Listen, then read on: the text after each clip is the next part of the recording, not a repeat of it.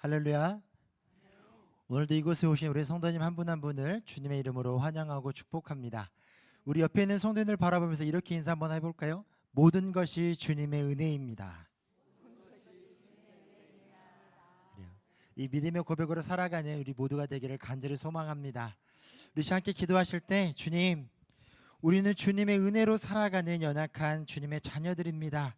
그 주님의 은혜를 잊지 않게 해주시고 온전히 주님만이 우리의 그리스도이심을, 주님만이 나의 삶의 주인 되심을 고백하며 나아가는 저희들의 삶이 될 수 있게 해달라고 우리 함께 기도하며 나아가겠습니다. 사랑과 은혜가 많으신 아버지 하나님, 저희들을 붙들어 주시고 인도하여 주시옵소서. 온전히 주님만을 바라보며 주님만을 의지하며 나아가기를 원하오니 우리의 삶을 붙잡아 주시고 우리의 삶을 인도하여 주시고 날마다 주님과 동행하며 나아가는 저희들의 삶이 될 수 있도록 주 하나님 붙들어 주시옵소서. 우리의 힘과 노력이 아닌 주님의 은혜로 살아갑니다. 주님만이 우리의 삶의 주인이심을 기억하게 해주시고 주님만이 우리의 구원자 되심을 기억하게 해주시고 우리의 그리스도 되시는 주님만을 바라보며 그 주님만을 쫓아 살아가는 저희들의 삶이 될 수 있도록 주 하나님 인도하여 주시옵소서. 아멘.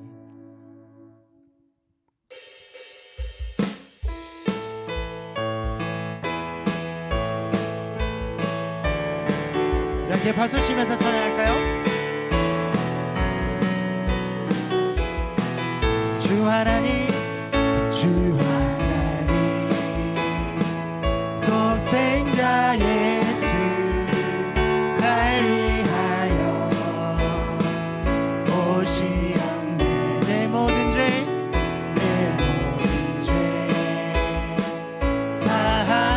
사하시고 죽음에서 부활하신 나의 그 다시 한번 주 하나님, 주 하나님,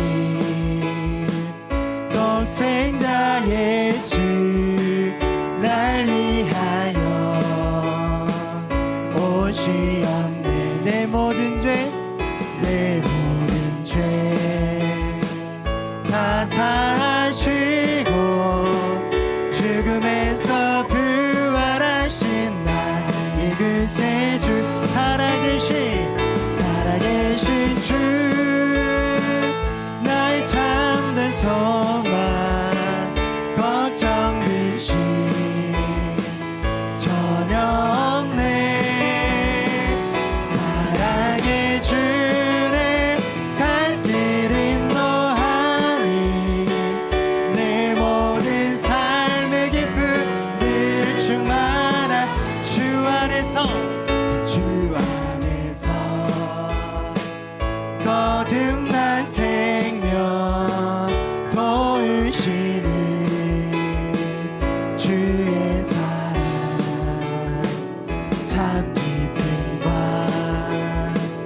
확신 가지고 예수님의 도우심을 믿으며 살리 살아계신 주, 나의 참된 소망, 걱정 근심 전혀 없네. 사랑의 주네 갈 길 인도하니 내 모든 삶의 기쁨 늘 충만한 그 언젠가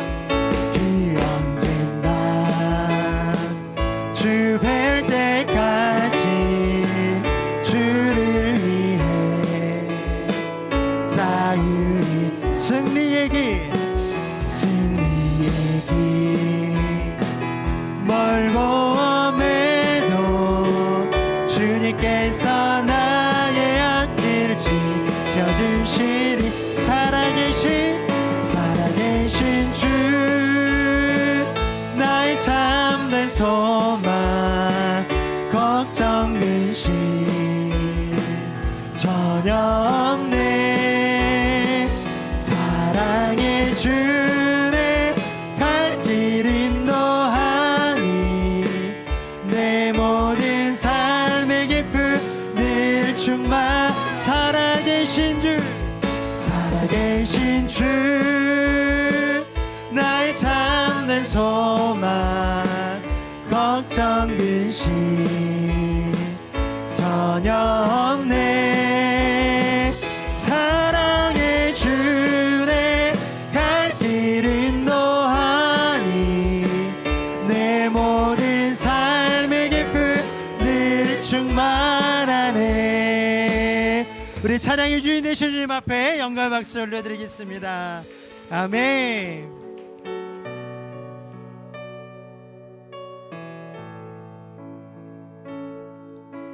주님 큰 영광 받으소서. 홀로 찬양 받으소서. 모든 이름 위에 뛰어난 그 이름 온 땅과 하늘이 다 찬양해. 겸손하게 우리 무릎 꿇고 주 이름 앞에 영광 돌리세. 모두 절하세. 독생자 예수 주님께 찬양 드리리. 모든 영광과 존귀와 능력 받으소서. 모든 영광과 존귀와 능력 받으소서.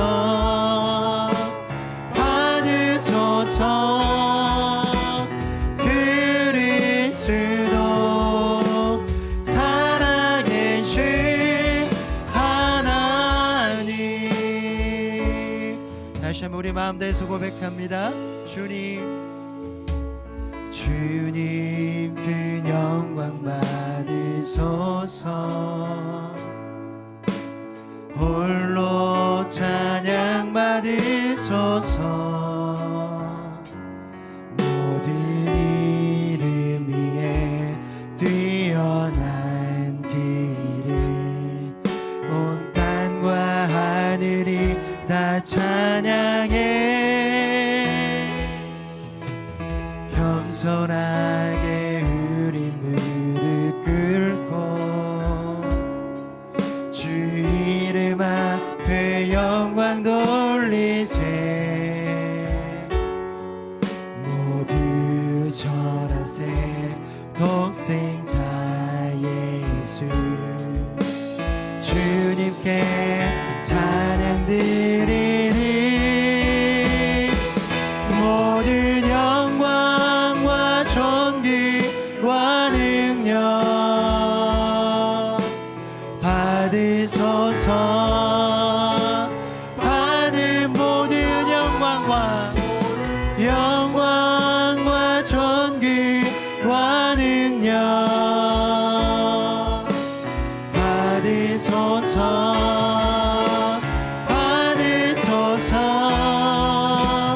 그리스도 살아계신 하나. 모든 영광과 존귀와 능력 받으소서. 모든 영광과 존귀와 능력 받으소서.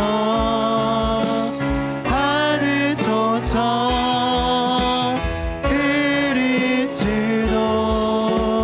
살아계신 하나님. 이 시간 우리 교회 공동기도 제목으로 함께 기도합니다.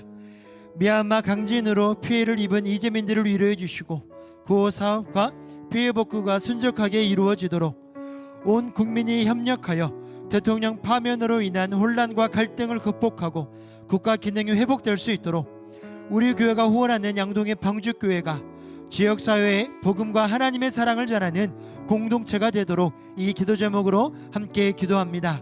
사랑하는 가 많으신 아버지 하나님, 아버지 하나님, 이 시간 우리 미얀마를 위해서 기도하며 나아갑니다. 강진으로 인해서 피해를 입은 이재민들을 주님 위로하여 주시옵소서. 주님께서 주시는 그 사랑과 은혜로 그들을 위로하여 주시고, 아버지 하루속의 구호사업과 피해복구가 순적하게 이루어질 수 있도록 주 하나님 인도하여 주시옵소서. 이 시간 우리나라를 위해서 기도하며 나아갑니다.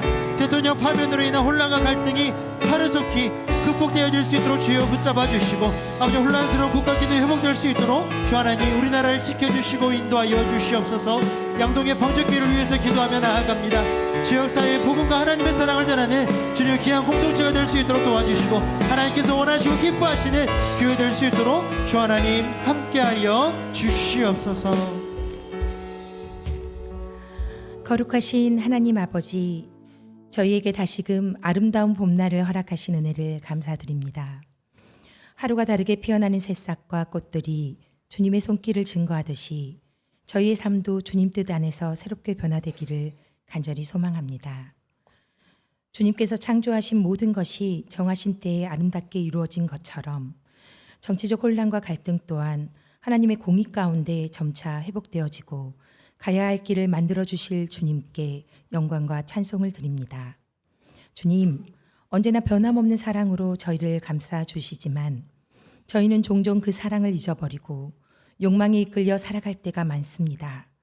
주님보다 세상의 가치를 더 높이고 주님의 뜻보다 자신의 뜻을 앞세우는 저희의 교만을 용서하여 주세요. 저희는 주님의 은혜가 아니면 한순간도 설 수 없는 존재입니다. 겸손히 주님 앞에 엎드려 회개하오니 우리의 죄를 주님의 보혈로 깨끗이 씻어주시고 정직한 마음과 영을 갖게 하옵소서. 생명이 솟구치는 봄의 기운처럼 우리의 신앙도 새 힘을 얻어 더욱 굳건히 서게 하시며 나태함을 벗어버리고 주님의 부르심에 순종하는 삶을 살아가게 해주세요. 저희가 이 사순절 기간 동안 주님의 이 땅에 오심과 그 고난을 깊이 묵상하게 하옵소서. 저희를 죄에서 건지시기 위해 독생자를 아낌없이 내어주신 하나님의 마음을 헤아리게 하시고 그 사랑을 기억하며 감사하는 저희가 되게 해주세요. 십자가의 길을 묵묵히 걸어가신 주님의 순종과 헌신을 본받아 우리 또한 세상의 헛된 영광이 아닌 주님의 뜻을 따르는 삶을 살아가게 하옵소서. 주님의 희생으로 인해 저희가 자유를 얻었음을 늘 잊지 않게 하시고 구원의 감격 속에 날마다 살아가게 하옵소서. 이 시간 송광석 목사님께서 야곱 이야기를 전해주실 때 성령께서 역사하시어 우리의 심령을 새롭게 하시고 주님의 말씀과 사랑이 우리 가운데 강력하게 임하게 하옵소서. 미얀마 강진과 우리나라 산불로 인한 이재민을 위로해 주시고 고사업과 피해복구가 순적하게 이루어지게 해주시며 또한 투병 중에 있는 믿음의 형제자매들 신유의 은총으로 치유하여 주시옵소서. 어려움에 처한 성도들 있습니다. 도움과 피난처가 되어주시길 기도합니다. 교회 구역 모임이 구역장님들의 섬김을 통해 함께 교제를 나누며 성도들의 신앙이 성장하고 하나님의 은혜의 풍성한 삶을 누리는 공동체가 되게 하여 주십시오. 다드림 찬양단과 시온 찬양대의 찬양을 기뻐 받아주시고 예배를 위하여 이곳저곳에서 봉사하시는 모든 분들 주님 안에서 참 기쁨과 소망을 얻게 하옵소서. 우리를 늘 새롭게 하시는 우리 주 예수 그리스도의 이름으로 기도드립니다. 아멘.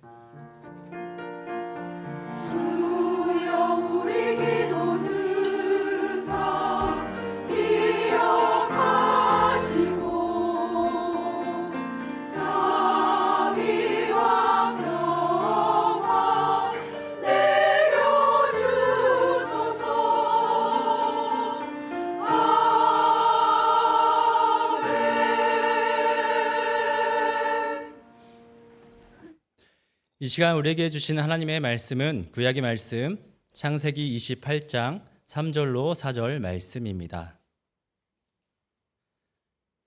창세기 28장 3절과 4절 말씀을 저와 여러분이 함께 읽겠습니다. 전능하신 하나님이 내게 복을 주시어 내가 생육하고 번성하게 하여 내가 여러 족속을 이루게 하시고 아브라함에게 허락하신 복을 내게 주시되 너와 함께 내 자손에게 주사 하나님이 아브라함에게 주신 땅 곧 내가 거류하는 땅을 내가 차지하게 하시기를 원하노라. 아멘.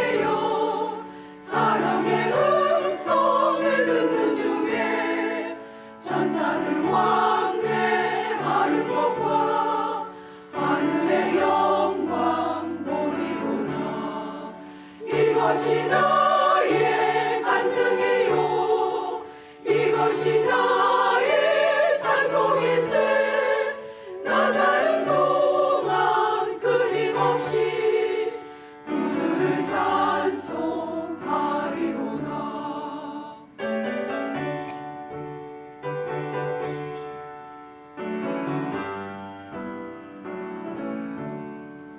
주 안에 기쁨 누림으로 마음의 풍랑이 잔잔하니 세상과 나는 강고롭고 구속한 주만 보이도다.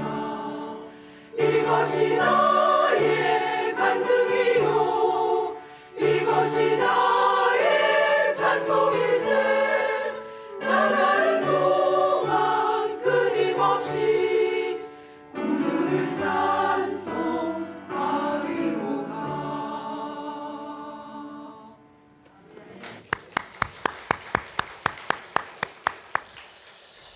구약 산책에 찾아오신 모든 성도님들을 환영하고 축복합니다.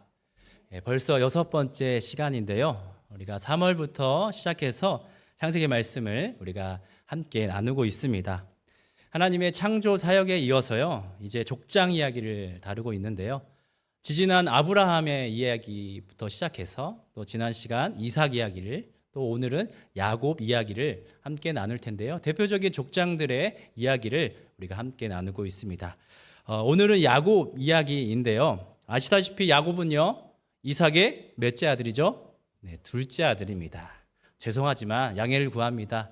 우리 첫째이신 분들 죄송하지만 오늘은 둘째 아들의 이야기입니다.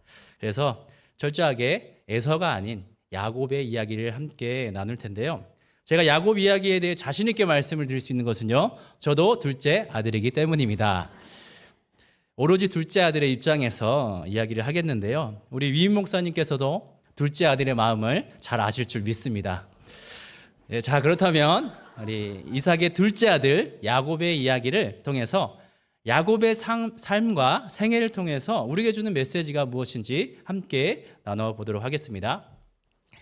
야곱 이야기는요, 여러분들 교재에 나타난 순서대로요, 말씀 앞으로, 말씀 속으로, 말씀과 함께 이런 순서로 진행할 텐데요. 제가 중간중간에 교재 없는 부분들을 첨가한 부분이 있습니다. 그래서 지금 어디를 이야기하는 거야 헷갈리시는 우리 성도님들 계실까봐 여러분들 교재와 관련된 화면이 나오면요, 제가 친절하게도 화면 오른쪽 상단에 페이지 쪽수를 적어놨습니다. 그래서 여러분 그리고 또 답은요 빨간색으로 칠해놨기 때문에 우리 학구열이 높으신 우리 광주 양림교회 우리 성도님들에게 특별한 배려를 드립니다. 그런데 야곱의 이야기 말씀을 나가기 앞서서 먼저 오늘 말씀 포인트를 한번 짚고 넘어갔으면 좋겠습니다. 교재에 없는 부분이기 때문에 화면을 바라봐 주시기 바랍니다. 오늘 야곱 이야기의 첫 번째 포인트는요, 사람 사이의 갈등 관계 속에서 역사하시는 하나님에 대해서 나와 있습니다. 특이하게도요, 이 야곱의 이야기는요, 사람들과의 사이에서 발생하는 이 갈등이 중심을 그 내용을 다루고 있는데요. 그 갈등 관계 속에서 하나님께서 구원 역사를 어떻게 이루시는지 그 부분을 여러분들 함께 주목해 보시기 바랍니다. 그리고 두 번째 포인트는요, 야곱과 함께 하시며 약속을 이루시는 그 하나님에 대해서 나와 있습니다. 야곱과 함께 하신다. 이 주제가 참 중요한데요. 야곱은 형 에서의 그 보복을 피하기 위해서 또 배우자를 만나기 위해서 이 고향 땅으로부터 멀리 떨어진 하란 땅으로 가게 됩니다. 그랬다가 거기서 20년 생활한 다음에 다시 돌아오게 되는데 이 오랜 기간 동안에 타향살이를 하게 되는데 그 여정에서 하나님께서 야곱과 함께 하시는 모습이 상당히 중요한 의미를 가져다 줍니다. 그리고 하나님께서 야곱에게 약속을 지키시는데요. 오늘 우리가 함께 본문 말씀을 읽었는데요. 창세기 28장 3절과 4절은요. 이삭이 야곱에게 축복하는 메시지입니다. 이삭은 야곱에게 자신이 받았던 아브라함에게 임했던 하나님의 약속을 다시금 꺼내어 놓습니다. 그리고 너에게도 이 복이 임할 거야 라고 약속의 메시지를 전하게 됩니다. 어떤 메시지입니까? 너에게 자손도 주고 땅도 주겠다. 이 두 가지 약속을 다시 한번 야곱에게 이야기하고 있는 부분입니다. 이처럼 아브라함 이야기, 이삭 이야기, 야곱 이야기는요 한 세트입니다. 그래서 하나님께 주신 그 복이 이삭에게 흘러가고요. 이삭에게 주신 복이 또 야곱에게 흘러가는 그런 모습을 보게 되는데요. 그런 점에서 아브라함 이야기, 이삭, 야곱 이야기는 함께 연결해서 보는 게 참 좋습니다. 우리가 지지난 시간에 다뤘던 아브라함 이야기를 잠깐 한번 생각해 보면요. 교재 없습니다. 화면을 보시기 바랍니다. 이 아브라함 이야기는요, 한 세대에서 다음 세대로 이어지는 부모와 자녀 간의 이 수직적인 관계를 이루고 있습니다. 하나님과 아브라함의 관계도 마찬가지 수직적인 관계라고 볼 수가 있는데요. 이제 아브라함은 100세가 되어서 이제 아들을 낳게 되죠. 물론 그 전에 이제 하갈을 통해서 이스마엘을 낳았지만 하나님이 인정하지 않았습니다. 그럼에도 이제 하갈과 이스마엘은요, 그렇게 아브라함에게 선택받지 못하고 결국 광야로 내몰리게 되고, 그럼에도 하나님께서는 광야에서 그 두 사람의 생명을 구출해 주시고 또 약속을 지켜 행하시는 모습을 보게 됩니다. 이런 점에서 하나님께서는 약속을 이루어 가신 하나님의 신실하심을 볼 수가 있습니다. 이제 아브라함이 여러 차례 실수도 합니다. 잘못하기도 합니다. 아내를 2번씩이나 이방 사람들에게 팔아 넘기기도 했습니다. 그런데 약속의 땅을 떠나기도 할 때 그럼에도 불구하고 하나님께서 2가지 약속, 자손의 약속과 땅의 약속을 지키기 위해서 최선을 다하는 모습을 보게 됩니다. 이 또한 하나님의 신실하신 모습을 볼 수가 있습니다. 지난주에 나눴던 이삭 이야기는 어떻습니까? 이삭은요 40세 때 리브가와 이제 결혼을 하게 되죠. 그리고 또 20년이 지난 60세 에서와 야곱 쌍둥이를 낳게 됩니다. 이삭의 삶을 들여다봐도 하나님께서 그에게 역사하시고 섭리하시는 그 하나님의 손길을 또 느낄 수가 있는데요. 이 이삭의 이야기를 또 자세히 들여다보면 이삭에 대한 자료는 이게 독립적으로 존재하지 않습니다. 아브라함 이야기에서도 볼 수 있고 또 야곱의 이야기 속에 흩어져 있다는 것을 볼 수가 있는데, 이 자료 자체가 의존적이고 또 그의 삶 자체도 의존적이었고 허약한 삶이었다라는 것을 우리가 생각해 볼 수가 있습니다. 그럼에도 하나님께서는 이삭의 삶을 통해서 함께 하시고 약속의 자손으로 지켜주시고 축복의 통로로 삼아 주셨다는 사실입니다. 자, 아브라함 이야기와 이삭 이야기를 함께 들었는데 야곱의 이야기는요 좀 더 다른 특징을 갖고 있습니다.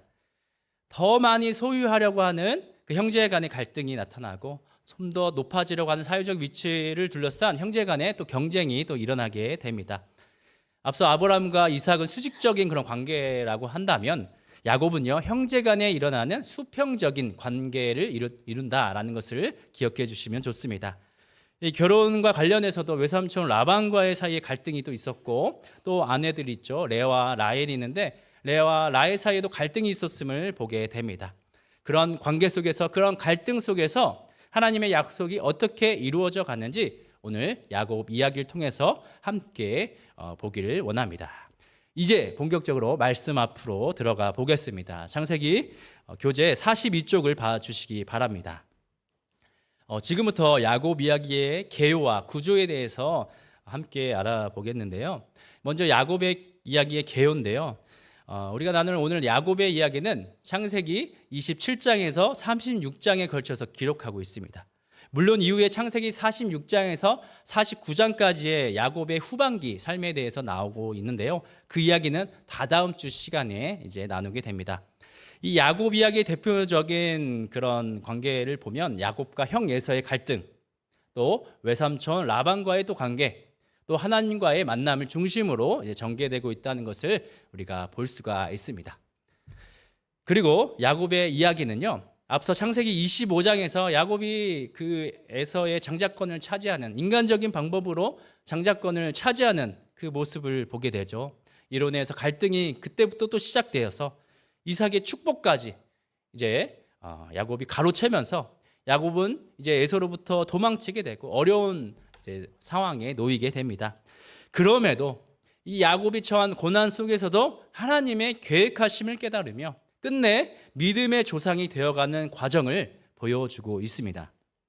정리해 보면요, 야곱이 성장하는 그 과정에서 하나님께서 어떻게 역사하시고 어떻게 사람을 변화시키시는지를 깊이 있게 보여주는 이야기가 바로 야곱 이야기다라는 것을 말할 수가 있습니다. 여러분, 오늘 교재에 유독 빈칸이 많이 있습니다. 죄송합니다. 그런데 빈칸에 들어갈 단어들은요, 중요하기 때문에 빈칸을 넣어 두었습니다. 중요하니까 들으면서 기억하고요, 또 쓰면서 기억하고요, 보면서 기억하는 겁니다. 이러한 빈칸들은요, 이 야곱 이야기에 있어서 중요한 키워드입니다. 중요한 열쇠이기 때문에 그 단어들을 여러분들 생각하면서 이 야곱 이야기를 들어주시면 더욱 쉽게 내용을 또 이해할 수가 있습니다. 두 번째로 야곱 이야기의 구조에 대해서 살펴보겠습니다. 이렇게 나눈 구조는요, 관계 중심으로 이야기를 한번 구분해 보았습니다. 이 첫 번째 부분은요, 예서와의 갈등이 일어나는 부분입니다. 그런 말씀 주소가 나타나 있죠, 교재에도. 첫 번째는 예서와의 갈등이 먼저 일어나고요, 또 두 번째는요, 외삼촌 라반과의 관계에 대해서 나오게 됩니다. 이제 교재 43쪽입니다. 이 세 번째 부분은요, 하나님과의 만남, 하나님과 씨름하고 하나님과 약속을 맺는 이 하나님과의 만남으로 이루어져 있고요.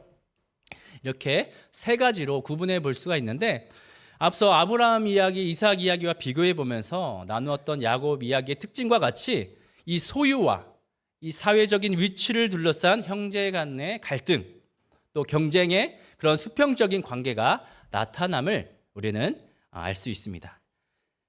그리고 더 나아가서 싸움과 갈등 속에서의 약속이 이루어지는 약속 성취에 초점을 두고 있는 부분입니다. 여러분 잘 따라오고 계시죠? 네. 세 번째로 좀 더 세분해서 창세기 말씀 장별로 한번 그 주제를 한번 우리가 짚고 넘어갔으면 좋겠는데요. 먼저 27장입니다. 야곱과 에서가 이 장자권에 이어 축복을 둘러싼 갈등을 말하고 있습니다. 27장은 에서를 기억해 주시고요. 28장에서는요, 베델, 하나님의 집에서 하나님의 약속을 받은 그 야곱에 대한 이야기가 나옵니다. 약속을 기억해 주시고요. 또 29장에서 30장까지는요, 외삼촌 라반의 집에서의 결혼, 그리고 7년을 며칠처럼 여겼던 그 노동이 나오게 됩니다. 결혼과 노동을 여러분 기억해 주시고요. 31장은요, 야곱이 외삼촌 라반을 떠나서 이제 독립하게 됩니다. 그 독립하는 과정에서 이 재산에 대해 라반과의 그 갈등이 또 나오게 되는데, 참 갈등하는 그런 부분들이 참 재미가 있는데 그때 이야기를 한번 주목해 보시기 바랍니다. 여러분 다 적으셨나요? 네, 너무 훌륭하십니다. 네, 이어서 32장에서는요, 그 유명한 이 야복강에서 하나님과의 씨름한 야곱의 스토리가 이제 등장하게 되죠. 이 환도뼈가 부서지도록 하나님과 씨름한 사건이 32장이 등장하고요. 33장은요, 이 형 에서와 이제 감격적인 만남이 이루게 됩니다. 극적인 또 화해를 이루게 되는 것을 볼 수가 있습니다. 34장에 가보면 야곱의 딸, 유일한 딸 디나가 나오는데요. 이 디나에 관한 사건으로 인해서 이제 세겜 성읍이 이제 파괴되는 그런 내용이 또 등장합니다. 35장에 가보면요, 이제 야곱이 다시 베델로 이제 올라가게 되는데요. 하나님께 제단을 쌓아서 베델에서 다시 한번 헌신하는, 재헌신하는 내용이 또 나오게 됩니다. 이제 마지막 36장에서는요, 예서의 후손이 등장하게 되는데요. 또 야곱의 새로운 또 시작이 또 이어지는 모습을 볼 수가 있습니다. 자, 그렇다면 우리가 중요한 키워드를 우리가 함께 적어보기도 하고 들어보기도 했는데요. 구체적으로 우리가 말씀 속으로 한번 들어가 보도록 하겠습니다. 야곱의 일대기 중에서 중요한 사건, 또 시간의 흐름에 따라서 6가지로 나누어 볼 수가 있습니다. 첫 번째는 축복을 가로챈 야곱에 대해서 나오고요. 두 번째는 라반의 집으로 떠난 야곱이 나오고요. 세 번째는 야곱의 결혼과 자녀 출생에 대해서 나오고요. 네 번째는 독립, 야곱이 이제 독립하게 되는데 그 독립하는 과정과 하나님과의 씨름이 나오고요. 다섯 번째로 예서를 만난 야곱, 화해를 이루는 그 야곱에 대해서 나오고요. 마지막 야곱의 후반기 삶에 대해서 이제 함께 6가지를 우리가 함께 하나하나 나눠 보도록 하겠습니다. 교재 44페이지입니다. 첫 번째 사건은요, 축복을 가로챈 야곱에 대한 사건입니다. 먼저 이삭이 에서를 대신하여서 야곱을 축복하는 그 내용인데요. 이제 이삭은 나이가 많아지면 어떻게 됩니까? 눈이 어두워져서 시력이 약해집니다. 그리고 이제 장자인 예서에게 축복을 주려고 하였습니다. 그런데 리브가는 이를 엿듣게 되고 정말 자신이 사랑하는 이 둘째 아들 야곱이 대신 축복을 받았으면 좋겠다라는 마음이 있어서 이제 계략을 꾸미게 됩니다. 야곱은 이제 엄마가 시킨 대로, 엄마 리브가가 시킨 대로 염소 가죽을 손과 목에 두르고요, 에서의 옷을 입어서 이삭을 속이게 됩니다. 이 속임이 발생하게 되고요. 그리고 이삭은요, 그 야곱의 속임수에 잠시 망설였지만 결국은 야곱을 예서로 착각하고 축복을 하게 됩니다. 이삭이 야곱에게 축복한 내용은요, 세 가지인데요. 비옥한 땅을 약속하고요, 풍요로움에 대해서, 풍요에 대해서 약속하고요, 또 정치적 우위에 대해서 축복을 해주게 됩니다. 비옥한 땅, 풍요, 정치적 우위를 축복해 주게 됩니다. 다 쓰셨나요? 네, 훌륭하십니다. 이어서 뒤늦게 알게 된 이제 형 에서가 이제 나오게 됩니다. 이제 아빠를 찾아가서 이제 축복을 간청하는 내용인데요. 이제 에서는 이제 사냥해서 그 먹잇감을 이제 아버지에게 바치려고 했는데 뒤늦게 자신이 이제 늦었다는 것을 깨닫게 돼서 그리고 자신이 받을 축복을 빼앗겼다, 동생에게 빼앗겼음을 깨닫게 됩니다. 그러자 이삭은요, 이미 야곱에게 축복을 주었기 때문에 되돌릴 수 없다라고 이제 말씀하게 되죠. 이 에서는요, 크게 펑펑 울면서 이제 아빠한테 나도 축복을 달라 요청합니다. 그래서 이삭이 에서에게 베푼 축복이 있는데요, 이건 축복이라고 말하기는 좀 어려운 부분입니다.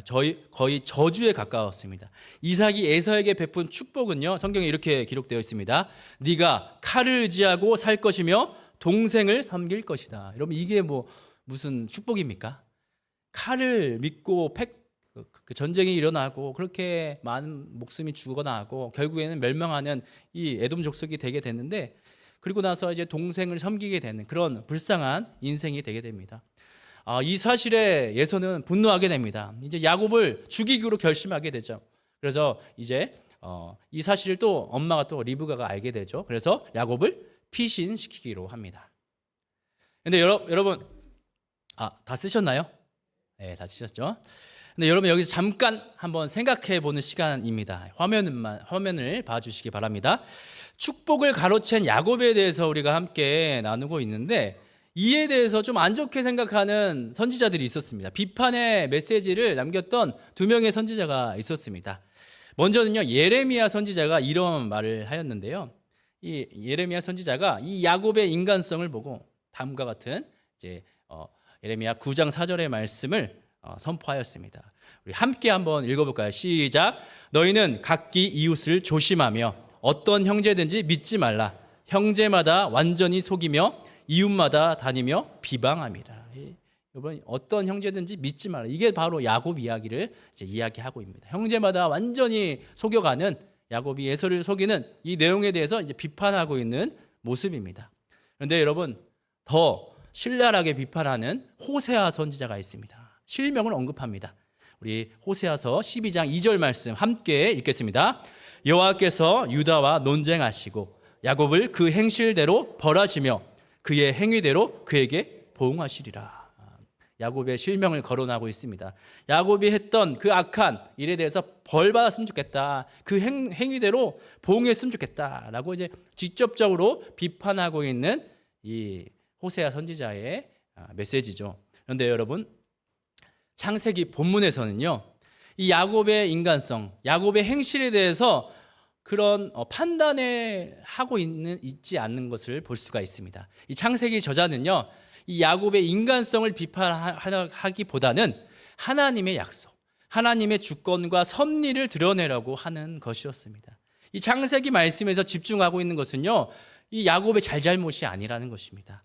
하나님의 약속이 어떤 과정을 거쳐서 이루어지는지 그것을 강조하고 있는 것입니다. 그래서 야곱에 대해서 판단을 미루고 있는 그런 창세기 말씀을 우리는 볼 수가 있습니다. 자, 두 번째로 우리 에서를 피해서 라반의 집으로 떠난 야곱 이야기를 함께 나눠보도록 하겠습니다.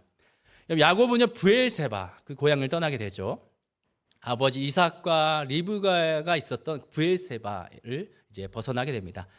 여러분, 구약 메시지를, 구약 성경을 읽다 보면요, 이 이스라엘 영토를 표현하는 내용이 이제 등장하게 되는데, 단에서 브엘세바까지라는 그런 말이 등장하게 됩니다. 이 가나안 땅의 가장 북쪽인 단에서 맨 남쪽인 브엘세바까지를 이제 의미하고 있는데요. 이 가나안 땅이 남북으로 가장 길다고 이제 이야기를 합니다. 그런데 동서로는 되게 짧다고 합니다. 지금도 차로 가게 되면 40분, 50분이면 갈 수 있는 거리인데, 반면에 남북으로는요, 시간이 상당히 소요된다고 합니다. 그 맨 민쪽이 이제 브엘세바인데요. 지난주 이삭의 이야기와 같이 이삭이 아비멜렉, 그랄 왕이었던 아비멜렉과 이제 약속, 언약을 맺게 되는데요. 그 언약을 맺은 장소가 브엘세바다, 맹세 우물이라라고 의미하였습니다. 거기에 그 동네에 이삭과 리브가가 이제 살았는데요. 야곱은 거길 떠나서 하란까지 위로 약 460km 정도 되는 거리를 걸어서 이동했던 것입니다. 그 여정이 몇 달이 걸렸을 것입니다. 그 여러 달 걸리는 그 거리를 이동하면서 양식을 가져가는 것도 한계가 있었을 것입니다. 마실 물도 마찬가지였을 것입니다. 결코 쉬운 일이 아니었다라는 것이죠. 그럼에도 불구하고 야곱은요, 하란 땅으로 향한 여정이 시작되었습니다. 이 하란 향한 여정의 시작에는요, 이삭의 축복이 있었습니다. 이삭이 야곱에게 축복하고 또 하나님의 보호 아래 그 땅에, 하란 땅에 도착했으면 좋겠다, 이삭이 간절히 기도했던 것입니다. 그리고 그 와중에 에서는요, 이스마엘의 딸 마할랏과 이제 결혼을 하게 됩니다. 교재 45페이지입니다. 이어서 야곱은 이 460km라는 그 먼 거리를 걸어서 가는데 그 와중에 이제 베델에서 사닥다리 환상을 보게 됩니다. 하나님께서는요, 이 야곱이 꾸었던 꿈과 보았던 환상을 통해서 야곱을 보호해 주실 것이다. 또 야곱에게 번성하게 할 것이다. 그리고 다시 고향으로 돌아가게 할 것이다. 귀환의 약속을 해 주십니다. 그리고 야곱에게 있어서 중요한 장소, 이 베델은요, 원래 베델은 루스라고 의미합니다. 이 히브리어로 또 베트라고 이제 불리고요, 의미는 집이라는 뜻입니다. 그리고 엘은 하나님을 의미하는데, 그래서 베델, 하나님의 집이라는 의미입니다. 야곱은 베델에서, 그 장소에서 돌베개를 베고 잡니다. 거기서 사닥다리 환상을 보게 되는데, 이 사닥다리가 하늘에서 땅으로 이제 연결되어 있어서 천사가 오르락 내리락 하는 그런 모습을 보게 됩니다. 그때 야곱은 하나님께 조건을 걸고 하나님께 서원을 하게 되는데요. 이렇게 서원을 하죠. 하나님께서 나를 지켜주시면 주님을 나의 하나님으로 삼겠습니다. 라는 서원을 하나님 앞에 하게 됩니다. 하나님께서는 이에 대해서 야곱에게 약속의 메시지를 또 주시게 되는데요. 여기서 생각해 보면요, 여러분 꿈속에서 그리고 환상 속에서 하나님이 야곱을 만나셨습니다. 그리고 약속을 주십니다.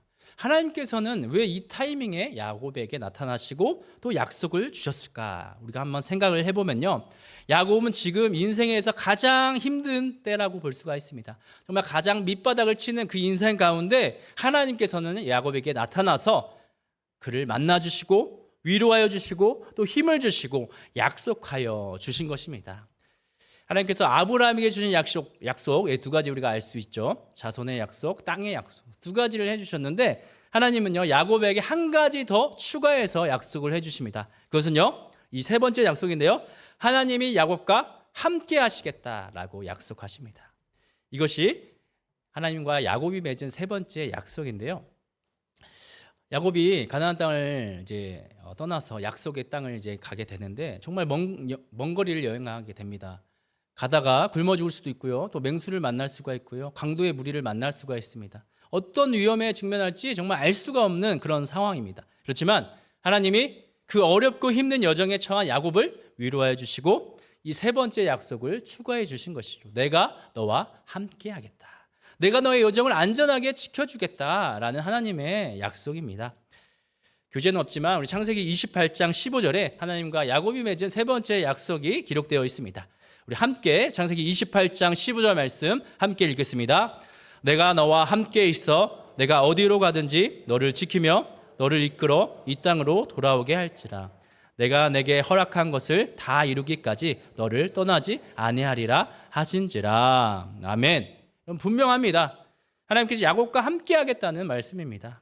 앞으로 장거리 여행이 떠나니까 어떻게 될지 모르니까 어디로 가든지 내가 너를 지켜주겠다. 내가 너를 이끌어 돌아오게 하겠다라는 약속입니다. 이어서 세 번째로 야곱의 결혼과 자녀 출생에 대해서 우리가 함께 나눠보도록 하겠습니다. 야곱은요, 이 긴 여정 끝에 마침내 하란 땅에 도착하게 됩니다. 거기서 결혼도 하게 되고 또 20년을 살게 되면서 자기 재산을 또 이제 만들어 가게 되죠.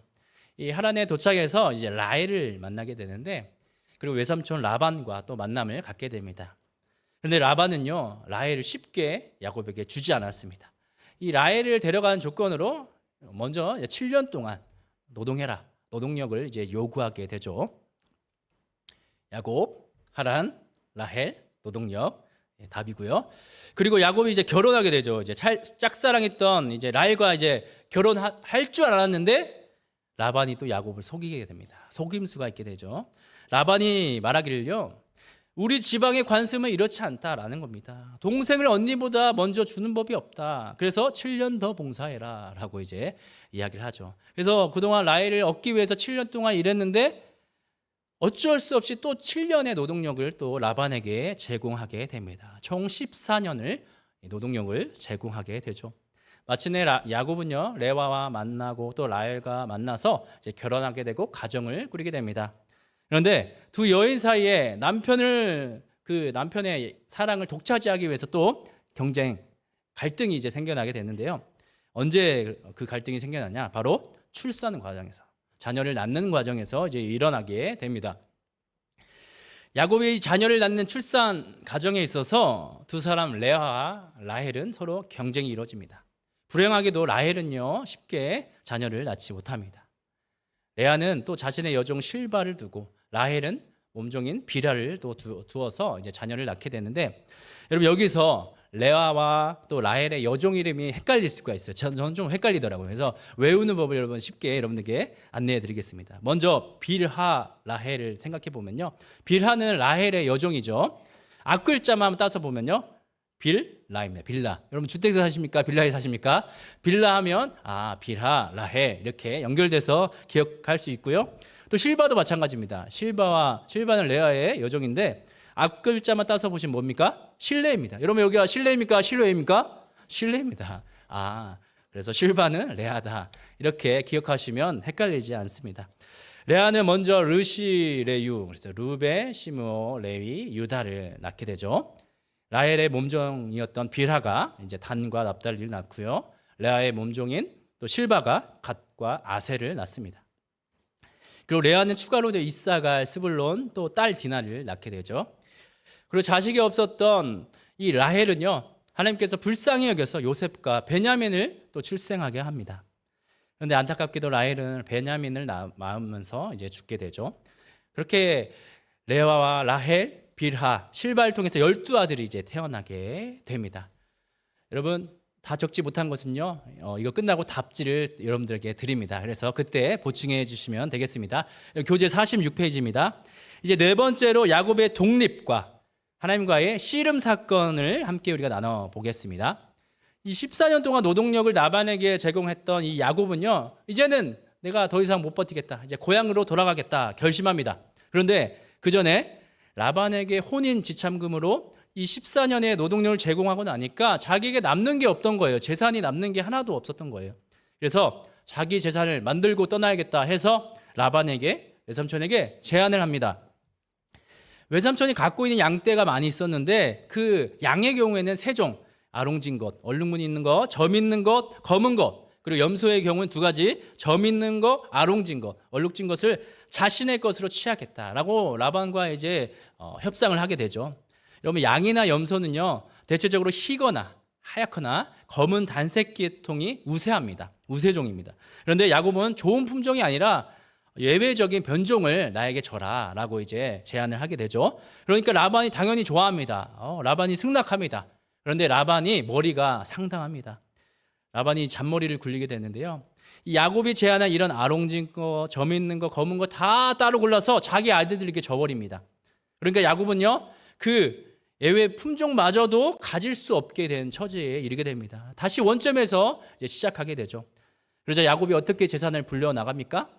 버드나무, 살구나무, 또 신풍나무의 그 푸른 가지들을 그 껍질을 벗겨가지고 껍질을 벗기면 하얗게 된다고 합니다. 그것을 개천의 물 구유, 이제 동물들이 와서 물을 마시는 그곳에 똑바로 세워놓고 이 양떼가 물을 먹을 때마다 그 가지를 보게 하는 거예요. 그 결과 신기하게도 한결같이 야곱이 생각했던 그 종류들의 그런 양과 염소가 태어나게 된 것이죠. 정말 이것은 하나님의 은혜가 아니고서는 설명할 수 없는 부분입니다. 하나님의 은혜 아래서 야곱이 이렇게 재산을 늘려가게 되고 번성하게 됩니다.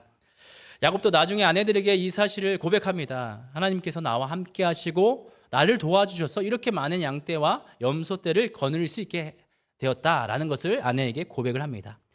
그리고 이후에 이제 야곱은 가족을 데리고 몰래 이제 도망치게 되는데요. 이 교제 내용에 추가해서 여러분들 교재 없는 부분입니다. 창세기 31장을 보면 야곱과 외삼촌 라반과의 언약 맺는 그런 부분이 있습니다. 창세기 31장에서 이 야곱과 라반이 맺은 그 언약, 왜 그 언약을 맺었을까라는 그 이유에 대해서 나오게 되는데요. 이 야곱이 20년 동안 라반의 집에서 이제 머물렀는데 이제 고향 땅으로 가게 해달라고 이제 요청을 해서 결국 라반이 허락해서 가게 되죠. 근데 이제 라반에게 공식적으로 내가 언제 떠나겠다라고 이제 야곱은 이야기하지 않습니다. 몰래 이제 떠나게 되는데 언제냐? 외삼촌 라반이 양털을 깎으러 간 사이를 노렸습니다. 그 양털 깎는 그 때는요, 양털을 깎는 그 마을에서 큰 축제입니다. 사흘 동안 양털을 깎는 그 축제인데요. 이 농사짓는 사람에게서는 이 타작 마당에서 이 곡식 타작하는 게 축제입니다. 이 타작 마당 이야기는 이제 성경에서 많이 나오게 되는데요. 유목하는 사람들을 양털 깎는 게 가장 큰 축제입니다. 그러니까 사흘 정도는 축제하니까 이때 도망가면 되겠다. 이때 도망가면 모르겠지라는 마음이었습니다. 근데 라헬이요, 아무에게도 말하지 않고 야곱에게도 말하지 않고 라반의 드라빔을 숨겼습니다. 이게 또 중요한 사건이죠. 이 드라빔은 가신상, 가족신상이라는 의미인데 쉽게 말하면 조상을 만든 신상입니다. 이 드라빔은요, 재산을 상속할 수 있는 것과 깊은 관련을 갖고 있습니다. 그래서 라반이 나의 재산을 다 몽땅 잃어버릴 그런 위기에 놓였기 때문에 이제 라헬과 이제 야곱을 뒤쫓게 됩니다. 그러자 라반은 야곱을 이제 만나게 되는데 이제 드디어 따라잡고 책망을 하게 되죠. 왜 드라빔을 도둑질했냐? 근데 야곱은 모르는 일입니다. 라헬이 숨겼기 때문이죠. 내가 어떻게 그런 일을 할 수가 있습니까? 나는 훔쳐간 적이 없습니다라고 야곱은 이야기하죠. 그러자 라반이 다 뒤지게 되는데 그것을 못 찾게 되죠. 그리고 라반이 또 생각하기를 분명히 이것들이 가져갔는데 심증은 있는데 물증이 없는 겁니다. 그래서 라반은요, 언젠가 이 야곱 가족들이 드라빔을 내밀고 나서 당신의 상속권을 내가 갖고 있으니까 재산을 내놓으십시오 라고 분명히 할 수 있겠다 싶어서 예방 차원에서 이제 증거물을 삼게 되는데 이것이 야곱과 라반이 세운 언약, 바로 증거의 무더기를 의미합니다. 아람어로 여갈 사하 두다라는 의미인데요. 히브리어로 갈르엣이라고 부릅니다. 창세기에 유일하게 등장하는 아람어인데요. 이 아람어는 히브리어하고 알파벳 그 문법과 낱말이 조금 차이가 있다고 합니다. 그 의미는요, 이제 라반의 의미는 무엇이냐? 너희들은 절대 이 돌무더기, 이 증거의 무더기를 넘어서 나올 수 없다라는 의미입니다. 그래서 다시 드라빔을 가지고 와서 상속권을 주장하지 못하게끔 이제 언약을 맺어버린 겁니다. 아무리 네가 드라빔을 가져와도 소용이 없다라고 이제 라반은 야곱과 그렇게 약속을 맺게 됩니다. 이제 야곱이 이제 고향으로 가는 길에 마하나임이라는 곳을 이제 지나게 되죠. 이제 하나님의 사자들을 만나게 됩니다. 그리고 그 지역의 이름을 마하나임이라고 짓게 되는데 이 마하나임의 의미도 정말 재미있는 부분이 있습니다. 마하나임이 마하나, 이 군대의 쌍수입니다. 군대가 이제 두 개 있다라는 의미인데 이 단어에서 쌍수 개념이 나오게 되는데요. 이 쌍수 개념은 뭐냐? 두 개가 한 짝이 되는 것을 의미합니다. 여러분 사람의 눈도 한 짝, 코는 아니죠. 손도 한 짝, 발도 한 짝, 귀도 한 짝이잖아요. 너무도 이 두 개가 긴밀한 관계가 있어서 한 짝이 되는 경우를 쌍수라고 합니다. 히브리어에서만 등장하는 쌍수 개념인데요. 하나님의 사자를 보고서 하나님의 군대를 보고서 이곳은 마하나임이다 라고 이름을 지었던 것입니다. 그러니까 두 개의 군대가 함께 결합해 있다라고 이제 보았던 것이죠. 그래서 두 개의 진지가 있다라는 것이죠. 하나는 그리고 하나님의 것이고 하나는 야곱의 것이다라고 야곱은 신앙 고백을 합니다. 하나님의 진과 하나님의 군대와 나의 군대는 한 짝이다. 눈과 귀와 손과 발이 한 짝이듯 하나님의 군대, 나의 군대 한 짝이다 라고 믿음의 신앙 고백을 했던 모습입니다. 그래 놓고서는 에서가요, 이제 400명 많은 무리를 데리고 온다고 하니까 이제 야곱은 자기 일행을 어떻게 합니까? 두 때로 나누게 됩니다. 여기는요, 쌍수가 아니라 복수입니다. 그냥 두 개가 나란히 있으면 이건 쌍수가 아니라는 것이죠. 앞서 말씀을 드렸듯이 두 개가 긴밀한 관계 속에 있을 때 쌍수라는 개념이라는 것이죠. 근데 야곱이 둘로 나눈 것은요, 그냥 나란히 둘을 쪼개버린 그런 복수라는 의미입니다. 자기 일행을 두 무리로 나눈 겁니다. 앞서 마하나임이라고 신앙을 고백했죠. 그런데 자기 무리는 정작 긴밀한 한 짝이 아니라 그냥 하나는 버려도 된다, 희생해도 괜찮다라고 그러한 생각을 갖게 된 것입니다. 그러니까 마하나임이라 고백했던 것과는 달리 일치되지 않는 야곱의 모습을 우리는 볼 수 있게 됩니다. 그렇게 야곱은 인간적인 방법으로 이제 에서의 기분을 풀어주기 위해서 많은 선물을 준비하게 됩니다. 동물만 550마리를 이제 준비하게 되는데, 이제 밤중에 일어나서 야복강을 건너가고 야곱 혼자만 남게 됩니다. 그때 이제 천사와 이제 씨름해서 허벅지 관절이 부서지는 골절상을 입게 됩니다. 그런데 역설적이게도 이 부서지는 체험, 환도뼈가 부서지는 이 체험을 통해서 야곱은 새로운 모습을 발견하게 되죠.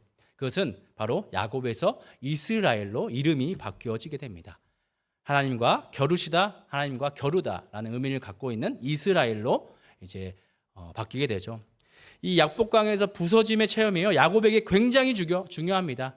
이 하나님의 속임수와 이 교활함으로 이 야곱의 삶은 하나님께서 부수셔서 철저하게 굴복시켰던 것입니다. 과거로부터 철저히 단절시키고 그리고 새 이름을 줘서 희망찬, 이제는 이스라엘 이름으로 살아가라라고 약속해 주신 것입니다. 다섯 번째로 에서를 만난 야곱의 내용인데요. 야곱은 형에게 7번 절하며 진심으로 사죄를 합니다. 마침내 에서와 야곱이 이제 화해를 하게 되죠. 둘이 만났습니다. 야곱은 400명 데리고 오는 형 에서가 자신에게 어떻게든 공격할 줄 알았는데 너무나 반갑게 맞이해 주는 거예요. 그리고 목을 끌어안고 입을 맞추고 함께 울었습니다. 여기서 우리가 한 가지 또 흥미로운 사실이 있는데요. 야곱이 형 에서에게 선물 주려 했던 이 예물은요, 히브리어로 미느하라고 말을 하는데요. 이 예물, 선물에 대해서 다른 곳에서는 브라카라고 이제 불리우게 됩니다. 창세기 12장 2절 말씀에 이제 그 단어가 나옵니다. 하나님께서 아브라함을 부르시고 또 그 아브라함에게 복을 주신 그 복이 바로 브라카라는 의미인데요. 그러니까 야곱이 에서에게 선물을 가져왔습니다. 야곱 형 에서에게 선물을 드리는데 이 선물은 복이라는 것입니다. 이 브라카, 복이라는 의미입니다.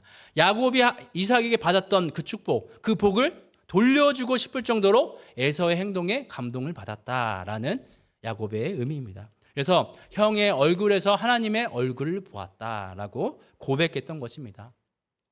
형이 나를 만나서 나를 해칠 줄 알았더니, 보복할 줄 알았더니 너무나 기쁨으로 사랑으로 맞아주니까 이 형의 모습을 보니까 하나님의 얼굴을 뵙는 것 같다라는 고백을 했던 것입니다.